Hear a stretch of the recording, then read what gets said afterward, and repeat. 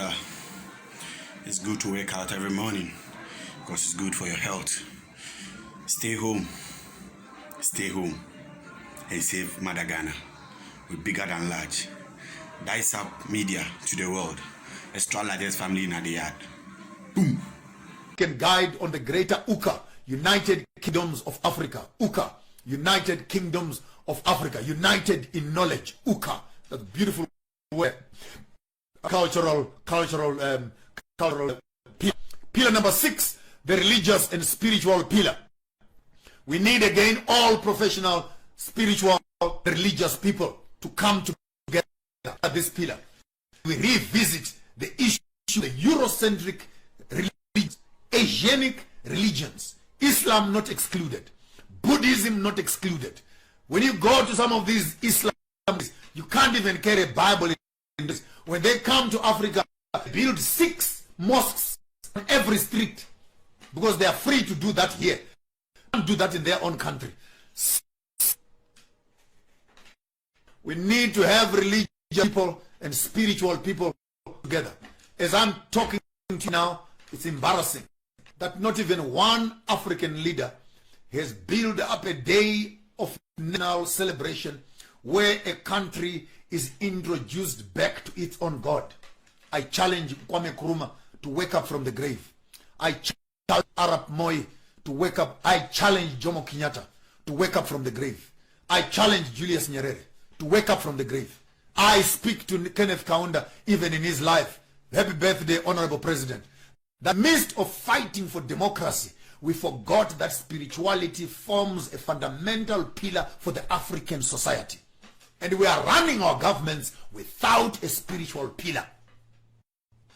One morning, the other day, Shalom Aleichem. The other day is this, and our spirituality is at the mercy of those that are touring amongst us. But you go to their countries, they are clear on their spirituality. They are clear on their cardinal points. They are clear on their spiritual connections. Only in Africa do we run on borrowed gods. Shame on us. So we need all professionals in that field. And I can tell you that will be the loudest of all groups. As Christians are fighting that Jesus is better than Allah, Allah is Zimu is better than this, better than this. Leave them to fight until they find each other. Only give them one problem. Can you please introduce us to the African God? Full stop. That's a research statement for the spiritual people, and lock them up in the room, and please make sure there are no windows, because they think that they know a lot more than everybody else. They need lots of space. And the final pillar we are talking about here is what called the ecological pillar. Ecological pillar. This now looks at preservation. How do we preserve strategies of planting trees, strategies of ecologically friendly homesteads, strategies that are looking into the future? Actually, this is the technological pillar for me. I decided to call it ecological because every technology, if it does not respect the ecosystem, it becomes a distraction to the same ecosystem. So pillar number 7 is for all industrialists. They must belong to the ecological reform. I call that EQ. Strategies of having technologies user-friendly to the environment and to the people. Vision for all of you. Pillar number 1, the governance, indigenous system. Pillar number 2, education pillar. Pillar number 3, commercial pillar. Pillar number 4, cultural pillar. Pillar number 5, cultural pillar. Pillar number 6, religious. Pillar number 7, the ecological pillar / technological industrial pillar. Then you get all the national people around Africa, and we package ourselves into these 7 pillars. This is how a revolution is going to work. This is how it is going. We are going to start the revolution on 7 fronts. We are going to start burning bridges on governance, burn bridges in education, burn bridges in agriculture, burn bridges in banking, burn bridges in culture, burn bridges in ecology, so that you only don't wait for me here from the socio-religious space where I'm starting to make noise. And someone is telling me the other day, hey, just shut up, go back to the Bible, say nothing about anything else. But you were in the various fields who know better than I do. You are busy hiding under tables with your tails between your knees. We need the revolution to take place at all fronts. Every one of us who is within the greater space of the farmers of thought, who is going to accept the idea of AIM, African Indigenous Movement. The idea is, how do we take the spear of African knowledge systems and thrust the spear into the heart of the colonial system? Don't throw it on the leg. Let's kill the system on its heart. And I think the issues we're discussing here are leading us right to the source of the solutions that we are talking about. And others are saying, you're always talking problems. Go back and read a few articles. We've already done more than 65 documents on farmers, on how and what are the solutions for the greater African continent and beyond. Before you can start investing in farmers of thought and in AIM and in IM, I want all of us as Africans who are hearing my voice to find a piece of land, a rural land, an indigenous land. And when you find that piece of land, take my notes please. I want 10 chickens on that farm. I want 3 goats, and I want 2 sheep on that farm. That makes it 5. Then I want 2 cows on that farm. 2 cows, 5 4-legged goats and sheep, and 10 sheep. And take your small little money, say 5,000 or 10,000, build for yourself a 2-roomed house. 1 round ravel there, another round ravel there. The other round ravel is a kitchen. The other round ravel is a bedroom. You can build another one for your children. And have this as your homestead. It will be legal for you to say you are a master farmer, you are farming from a flat, or you are farming from a townhouse. Corona has taught us that there is no life in these buildings that we are living in. We better start taking some of our money in this Eurocentric economy and begin to invest in our indigenous methods of living. So you have a home area where you come from. You have your rural areas where you come from. I challenge every one of you, don't become too town-minded. Start looking for pieces of land wherever you are. 10 chickens, 2 sheep, 3 goats, and 2 cows. First investment. Take your salary, buy cows, buy goats, buy chickens, build a small home. Every holiday you go to this home. That's where you collect your chickens and you freeze them. You kill your goat, kill your sheep, put it in the fridge, put it in the boot of your car, kill your cow, put it in the boot car, collect your corn, collect your rapoko, collect your sorghum, collect your groundnuts, and go back to town and become a slave. But an African must learn to feed themselves. Learn to feed yourself. No matter how sophisticated you think you are, you cannot say that you are a master farmer if you don't know how to farm your mind, how to farm your genitalia, and how to farm the ground that is underneath your ground. I will sing that song until you hear it loud and clear. What fruit and plants are in your mind? What quality of fruits are hanging between your legs? What quality of fruits are in the ground that is underneath your feet? And every master farmer must not only have the idea of how to farm, we must begin producing children who are farmers also. Our children must not know that milk comes from the shops. They must know milk comes from cows. Teach them how to milk those cows, how to plow the fields, and how to harvest from that. There's nothing primitive about that. If plowing is primitive, then it is primitive also. But there's no way you can say that a person who is planting food for you, then you say that person is primitive. And you who is sitting in your towns, tweeting on your phones, sending SMSs on your phones, then you say you are civilized. But those that can look after themselves, you say these are primitive. We want to develop master farmers who are clear on the objectives of the agenda. The agenda is to make sure that Africans become indigenous. That's why we chose the name African Indigenous Movement. It's a movement of taking money from the white economy and investing it in ourselves, in the indigenous economy. Hear me very well. We go to town to work, they pay us in dollars, in rands, in pounds, after we have been paid in pounds and dollars, we don't take that money to the bank. We take that money into the accounts. Because as long as people are alive, they'll be eating meat, they'll be eating goat, they'll be eating sheep, they'll be eating chickens, and they'll be eating food farms. So there's nothing wrong with you diversifying your investment between the town life that you are enjoying and the rural life that is real indigenous. So every farmer, every master farmer must not only be able to plant their brains, they must also be able to plant into their genitalia, plant also the ground underneath their feet. And we all want every farmer to have an indigenous address. Don't tell me I'm an African and my address is corner Charlton Street and Sunnyside Road. My address is corner this and corner that. It's not your address. Immediately you lose your job. Can I say the rest? Immediately you lose your job. You lose your car also. Clothes are on higher purchase. Car is on higher purchase. House is on higher purchase. Even the wife is on higher purchase. You're not even paying lobola. Uyakoloda umfazi, ukoloda ukudla, ukoloda impahla, uyakho is colored. Mr. Scolored. Hello, Mr. Scolored.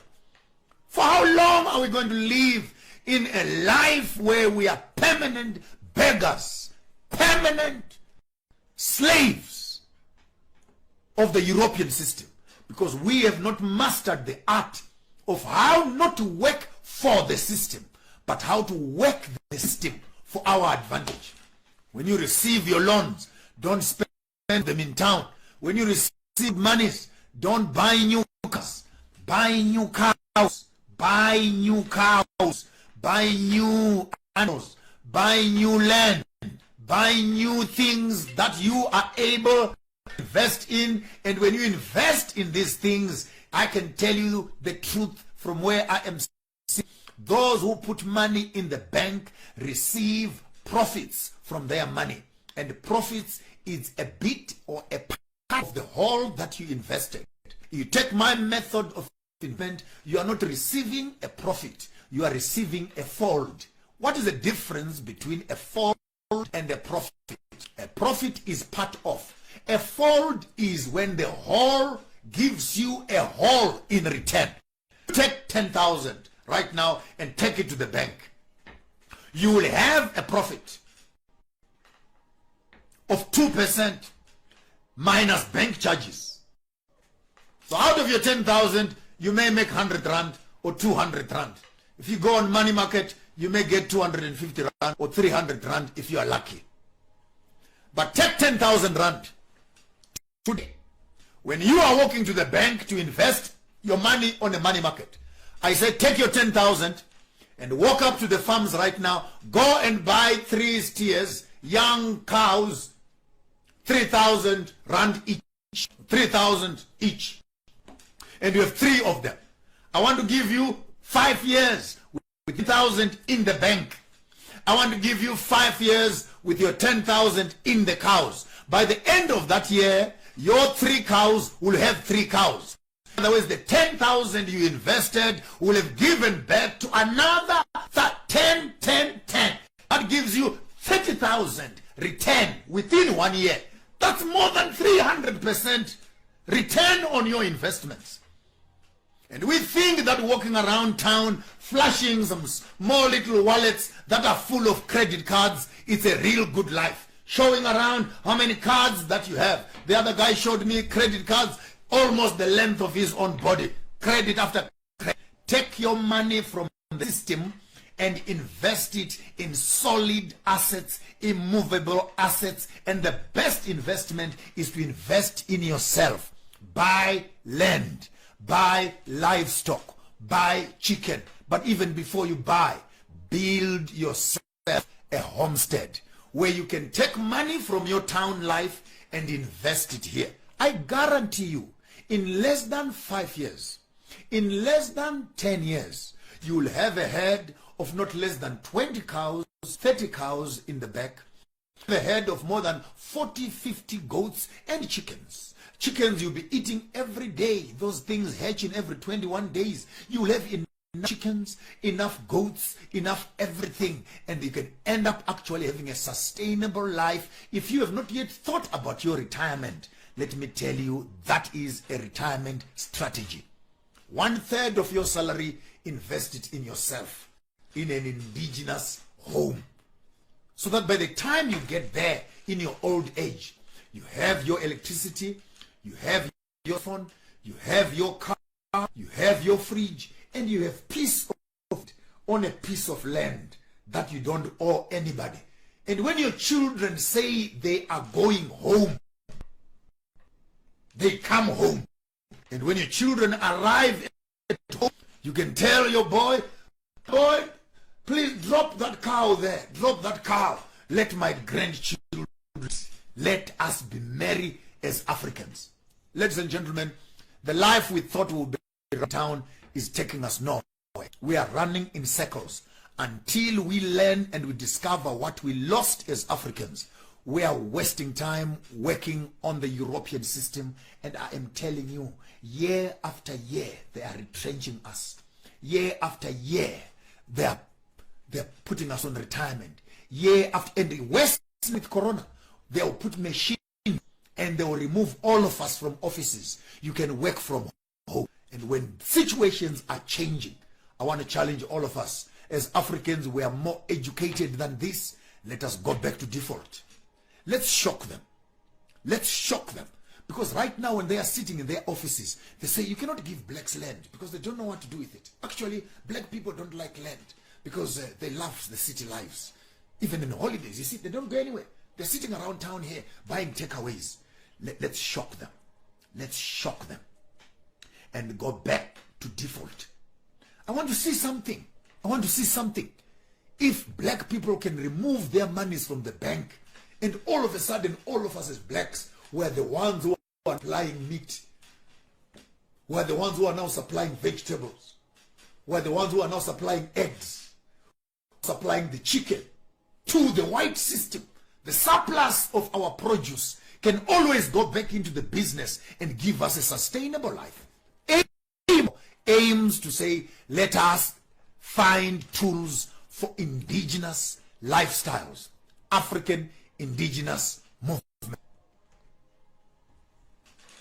What are the 7 divisions of the African indigenous movement? And I want this one, I will break it down again. Today I'm just giving you an overview so that all of us can be on the same page. There are 7 classifications that I've put all of us.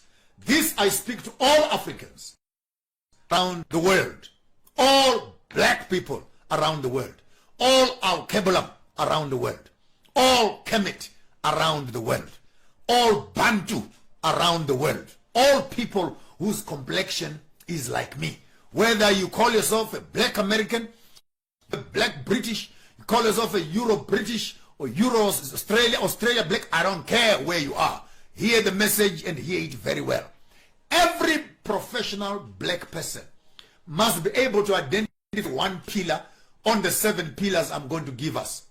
And I want to collect a solid database of all professional black people that we have on the face of the earth. With that database, we'll have enough doctorates that at Harvard University, at Cambridge University, at Massachusetts University, at Oxford University, at Australia University, New Zealand, black Africans who have written beautiful doctorates, master's doctorates. Solutions have already been researched, but these doctorates are gathering dust sitting on the walls of these professors.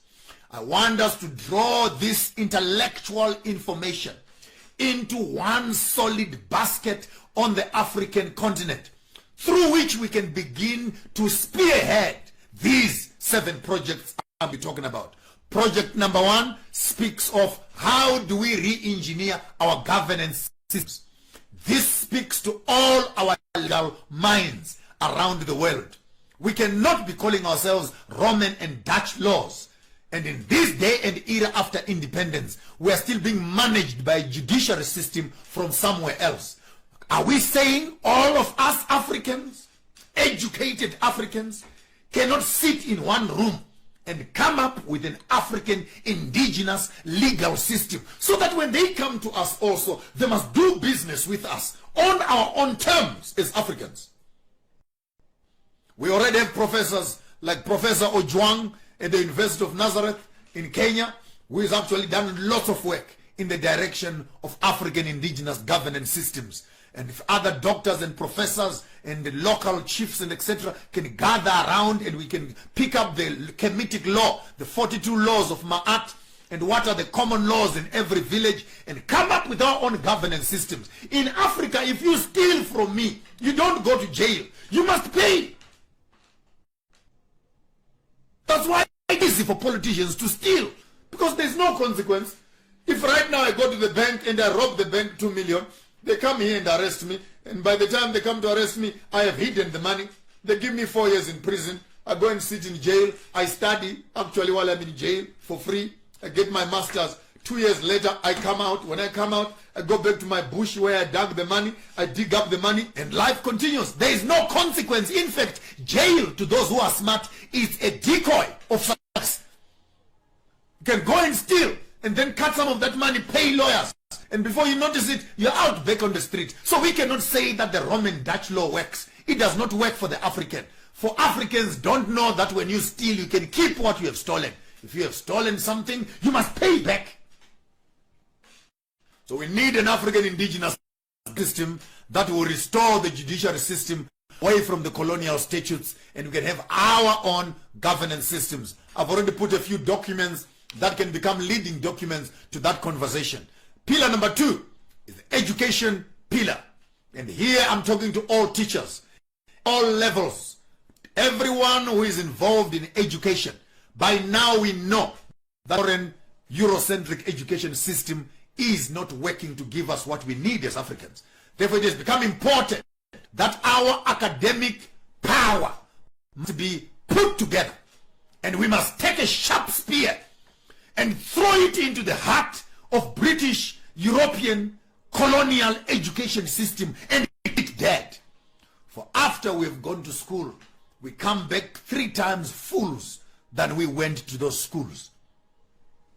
We need, therefore, to have all academicians come together with histories of Africa, the art of Africa, the language of Africa, the poetry of Africa, architecture of Africa, the geography of Africa, the languages of Africa. I wish you can have doctorates like that. A doctor in African languages, you know. Sanibonani, Dumelang, Habshen, Ndeu, Muribwanji, Worocha. You know, genuine Africans, produced by Africans, to give us the outcomes that we need so much. Governance pillar, we need all the legal minds around that pillar. Education pillar, we need all the academicians around pillar. Pillar number 3, the economic pillar. The economic pillar speaks of the commercialization. I'm speaking to the bankers and all the economists that are in the world. We need to come together and say, how do we work the African economy to the best of the Africans? There is no way that small little countries like United America can actually be able to pay their own workers, pay every citizen, make every citizen a millionaire because they have enough oil in their ground. But Africa has far much more resources than Middle East put together, but still running around with no clean water around us. Then how rich are we when our own children are poor to that extent? But again, it's not poverty of the land, it's poverty of leadership. So we need the commercial people, and the strategy I told you about investing in your rural home speaks to that pillar, that by the time Africans are able to invest in traditional economic structures, we can actually come up with interesting insurance policies, like the insurance policy on paying lobola. That's when you know that this bank belongs to Africans.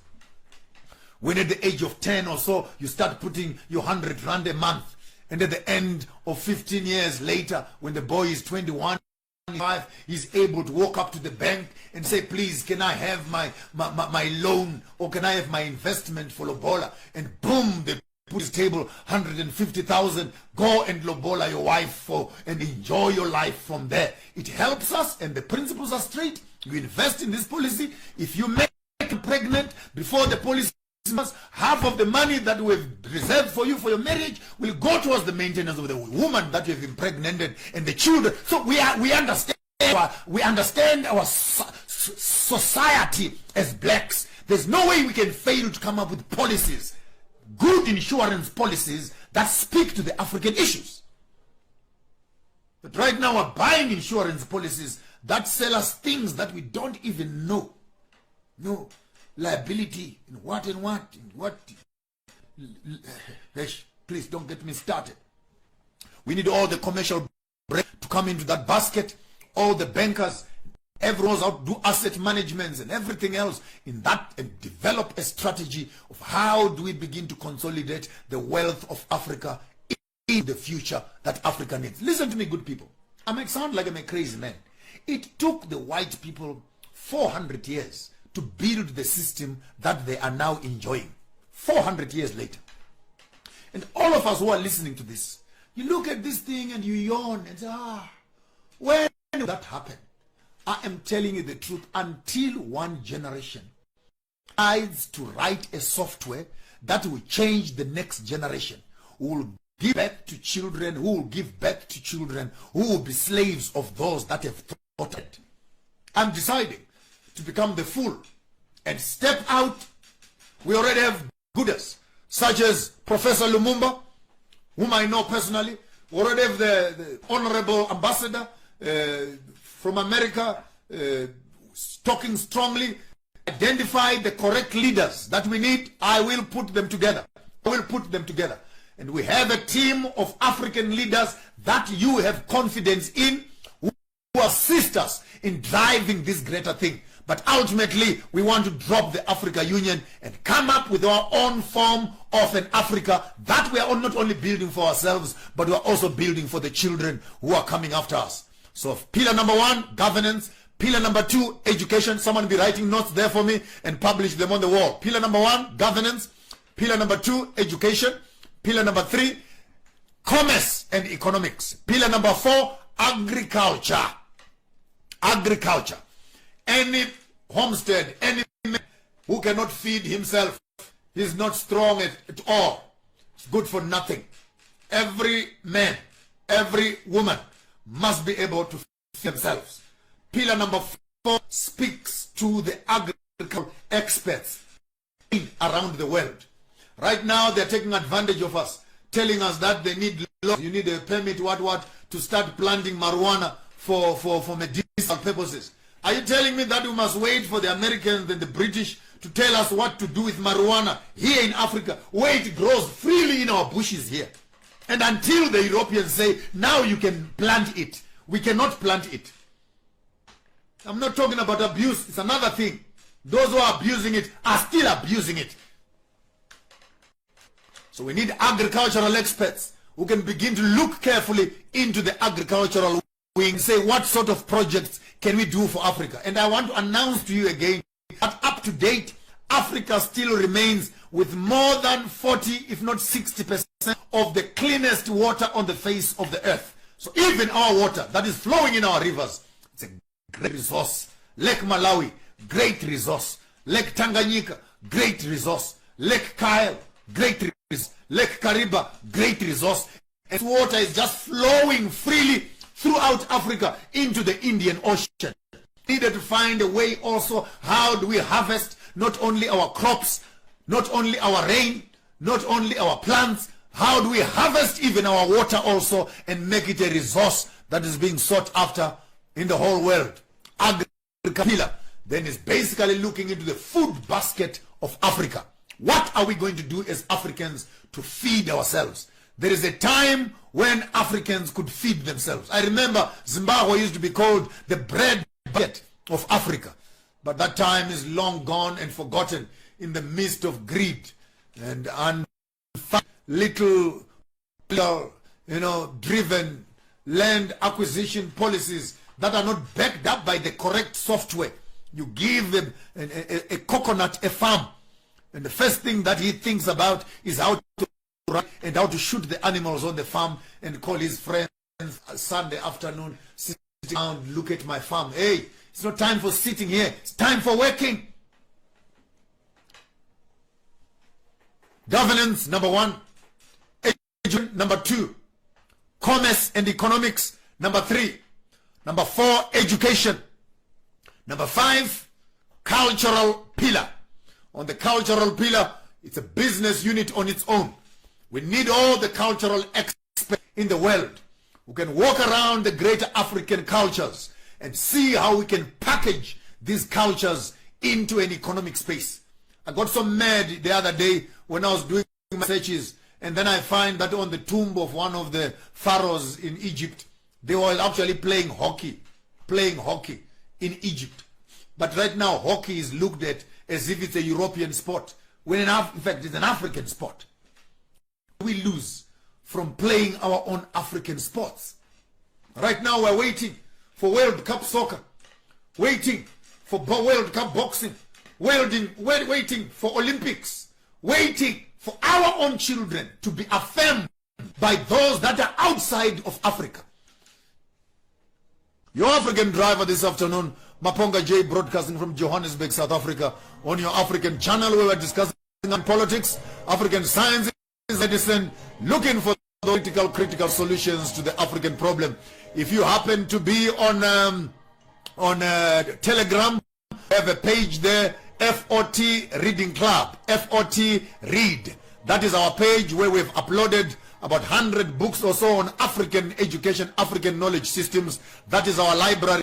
Already is virtual. It is found on FOT Read, Thought Read. Please go there and like and scroll upwards. You will find dozens and dozens of books that you must sustain yourself with and start reading as much as possible. When I have enough time, break up maybe one of amongst us here who can go back on that station there and begin to do book reviews, so that we can revise our information and find technologies that other people have said and spoken about. Your driver, Maponga J, from your afternoon drive live from till we see you again tomorrow afternoon at the same time, discussing African problems and seeking for critical African solutions. Until we